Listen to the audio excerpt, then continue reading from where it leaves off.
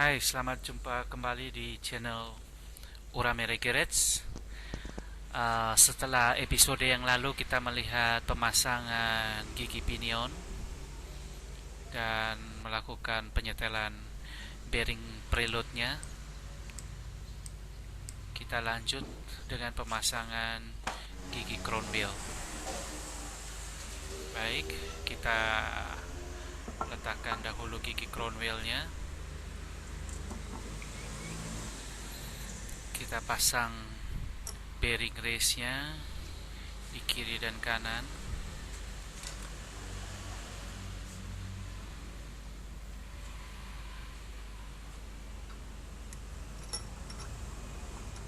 Ya, kita dudukkan cukup center. Kita siapkan bearing cap, bearing adjuster. Ini bearing capnya sudah saya tandai untuk sisi sebelah kiri dan kanannya masing-masing, jangan sampai tertukar. Bearing adjusternya juga untuk kiri dan kanan. Sebelum kita pasang mordan bautnya, kita kasih oli diferensial lagi.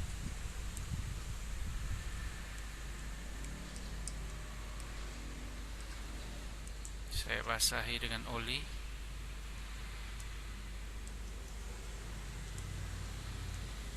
Ya, termasuk di bearing capnya saya kasih oli gardan. Ya,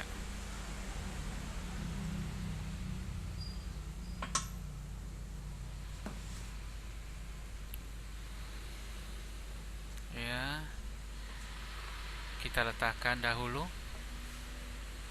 kiri dan kanan.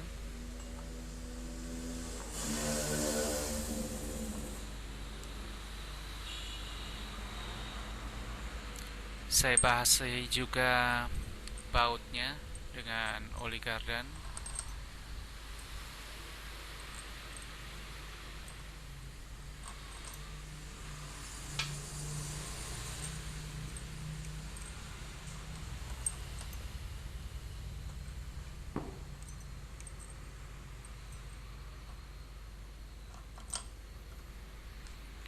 Untuk mengencangkan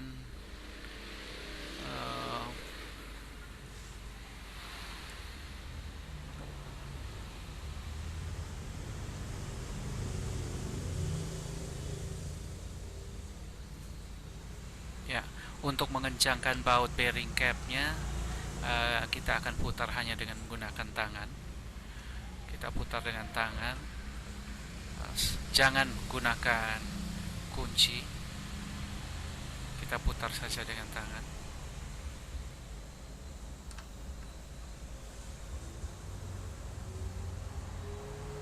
Kita putar dahulu dengan tangan sampai kurang lebih cukup keras. Oke. Kalau masih ada ruang untuk memutar, kita ketuk. Di sini saya gunakan hammer plastik supaya tidak merusak komponen serumbung atau rumah gardan. Sering disebutnya tongkol gardan. Saya ketuk-ketuk perlahan. Posisi kiri, kanan.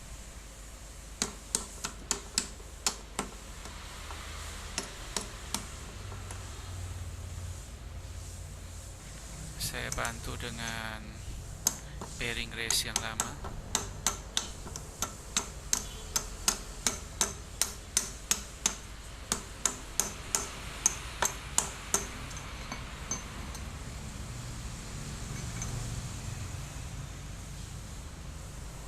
Ya, kita longgarkan sedikit.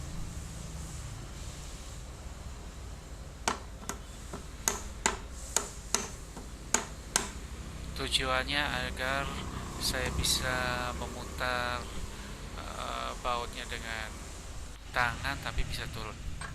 Oke, kemudian kita akan pasang bearing adjusternya. Sebelum itu perlu kita perhatikan posisi drat. Posisi drat atas dan bawah harus menyambung kiri dan kanan, harus baik. Kita lihat baut ini saya hanya kencangkan dengan tangan. Sekali lagi, hanya dengan tangan. Oke, kita putar bearing capnya. Kalau sudah rata alurnya, dratnya, bisa kita putar dengan mudah.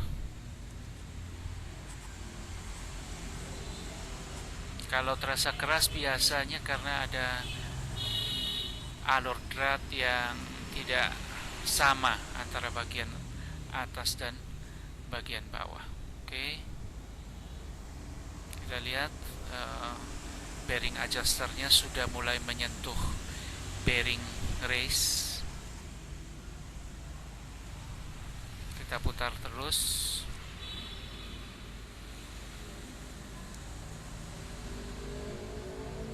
Ya, saya kencangkan kembali.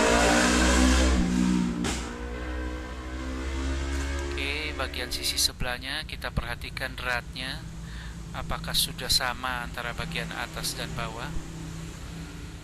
Bagian atas dan bawah, kiri dan kanan juga saya hanya kencangkan dengan putaran tangan. Oke, saya pasang lagi bearing adjusternya. Bisa lihat masuk dengan mudah.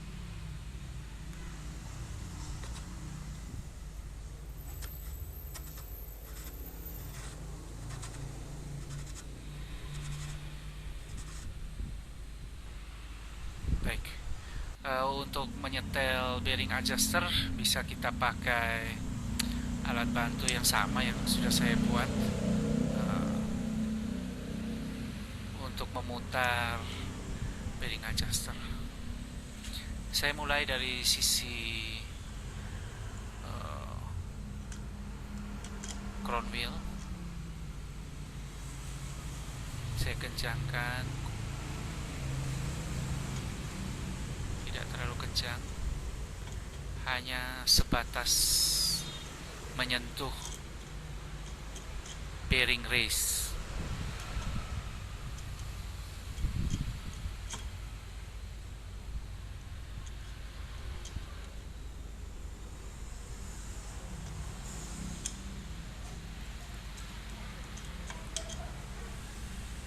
Penyetelan keadaan ini cukup makan waktu, butuh ketekunan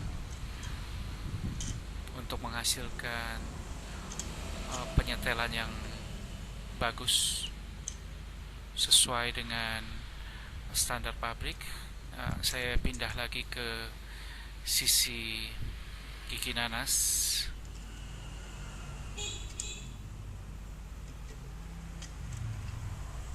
Gigi pinionnya.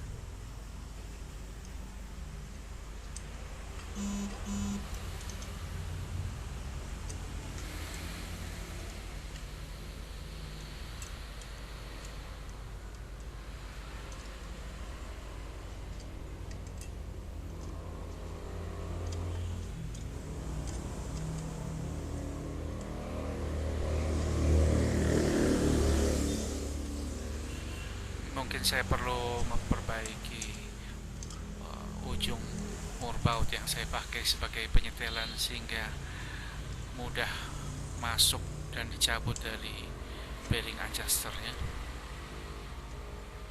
Oke, baik, setelah kita pasang, kita akan mengukur backlash yang ada. Nah, kalau kita mengencangkan bearing adjuster dari sisi sebelah kiri, kita akan menggeser gigi crown wheel lebih kencang. Nah, ini adalah dial gauge untuk mengukur backlash. Saya gunakan untuk mengukur backlash. kita akan pasang pada pemegangnya. Oke, ada magnet sehingga dia bisa melengket. Oke, kita akan setel kiri dan kanan secara bergantian side bearing preload-nya sesuai spek dengan backlash 0,20. Kita bisa lihat di situ speknya adalah 0,20, tepat masih dalam range 0,20. Kita bisa lihat pergerakan jarum dialnya. Oke, sekarang kita akan melihat permukaan kontak daripada final gear. Saya gunakan Permatex Prussian Blue.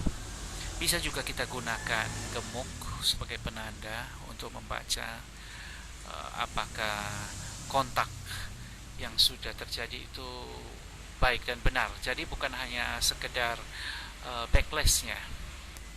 Ini yang pertama adalah heel contact, di mana heel contact disebabkan oleh penggunaan seam adjuster yang kurang tebal sehingga gigi pinion, gigi nanas kurang maju atau kurang masuk ke dalam menuju ke gigi crown wheel-nya. Yang nomor 2 adalah toe contact, di mana disebabkan oleh penggunaan seam yang terlalu tebal sehingga gigi pinion terlalu masuk ke dalam crown wheel-nya, gigi crown wheel. Nomor 3 adalah face contact. Nah, face contact ini sendiri disebabkan oleh penyetelan gigi crown wheel yang terlalu atau kurang masuk, yaitu kurang ke arah kanan, kurang ke arah tangan kanan. Nah, sedangkan nomor 4 adalah flank contact, di mana penyetelan gigi crown wheel terlalu ke arah kanan, terlalu banyak masuk untuk bersentuhan dengan gigi nanas. Biasanya kalau flank contact ini tinggi bisa menyebabkan backlash yang sangat kecil, sangat padat, di mana face contact yang muncul itu bisa menyebabkan backlash yang sangat besar. Baik, ini adalah Prussian Blue. Saya akan oleskan di giginya, di gigi crown wheel.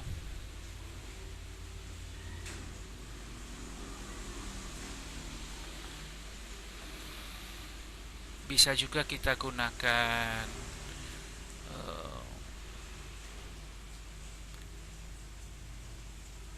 gemuk atau fat grease supaya lebih murah, walaupun terkadang agak sedikit sulit membaca hasil.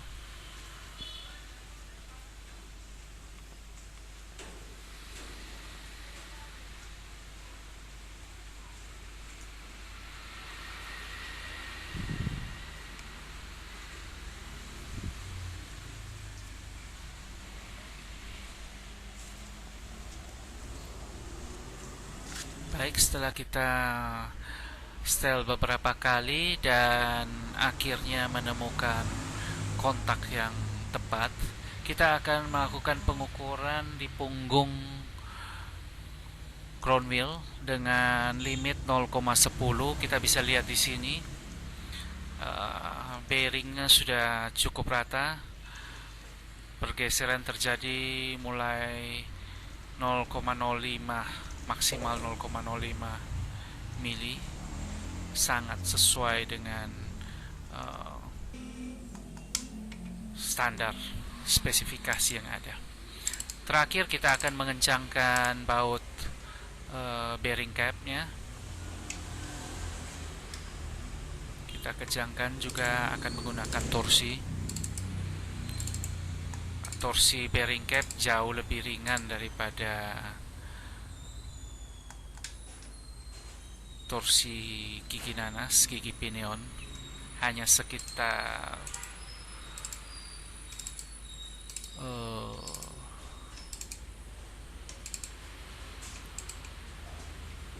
5 Ya, sekitar 9 sampai 11 kg. Saya baringkan, saya pasang dengan as roda supaya memudahkan saya mengencangkan torsinya. Ya, 9, saya setel di 10. Oke, sudah kencang. Sisi crown wheelnya saya akan balik ke sisi gigi nanas.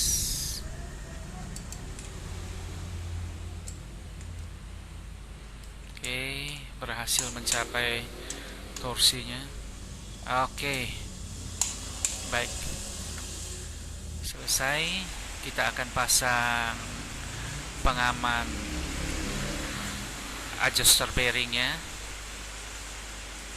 kiri kanan kita pasang.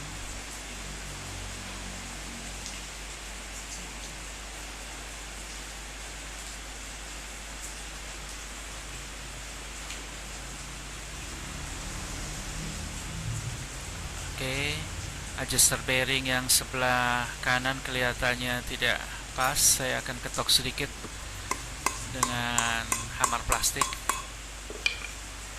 Ya, pas. Itu hanya sebagai pengaman. Kita kencangkan seadanya dulu dengan kunci. Ya, agak susah karena tidak duduk dengan baik. Akan saya kencangkan lagi di atas setelah saya gantung di gardanya. Baik, saya akan lanjut video pemasangan diferensial ke ini ke sesi berikutnya. Terima kasih sudah menikmati video klip ini.